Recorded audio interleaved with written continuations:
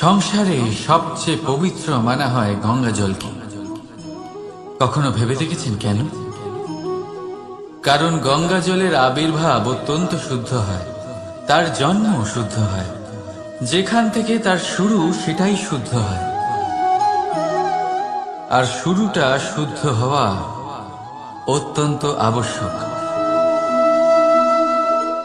আমাদের জীবনে সবই শুরু হয় আমাদের ভাবনা থেকে।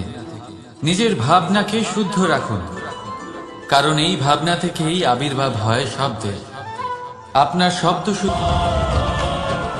এই সংসারে, এই জীবনে নিজের ভাবনা শুভ রাখলে, শুদ্ধ করলে আপনার মন সুপ্রসন্ন হয়ে বলবে রাধা রাধা।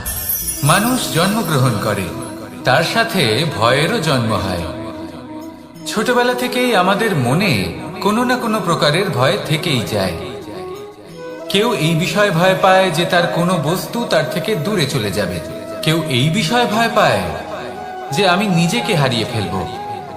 কেউ এই ভেবে ভয় পায় যে আমার প্রিয়জনেরা তারা যেন আমার থেকে দূরে না চলে যায়। কেউ এই ভেবে ভয় পায় যে আমরা যেন পথ না হারিয়ে ফেলি, আদি ইত্যাদি। কিন্তু সত্যি কথা বলতে, ভেবে দেখুন এই ভয় বাস্তবে কি? শুধুই একটা মনস্থিতি, আর কিছুই নয়। যা কিছু আপনি জীবনে পেয়েছেন তা একদিন আপনাকে হারাতে হবে। এই জীবন হলো আপনারই, কিন্তু তাও একদিন সমাপ্ত হবে। তাই ভয় পেয়ে কি লাভ? এই ভয় শুধু আপনাকে জীবন যাপন করা থেকে বাধা দিচ্ছে, আর কিচ্ছু নয়।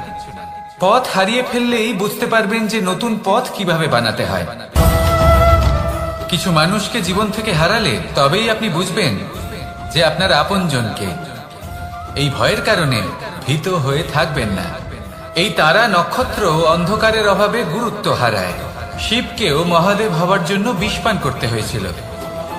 প্রত্যেক পরিস্থিতি, প্রত্যেক সাফল্য আপনার পরীক্ষা নেবে, তাতে উত্তীর্ণ হওয়া হলো আপনার কর্ম। যখনই আপনি ভয় পাবেন বা সংকটের সম্মুখীন হবেন, তখন সাহসের সাথে তার সম্মুখীন হন। মনে রাখবেন, যে সম্মুখীন হতে জানে সাফল্য তার সাথে সবসময় থাকে। আসুন আর আমার সাথে ভালোবেসে বলুন রাধা রাধা।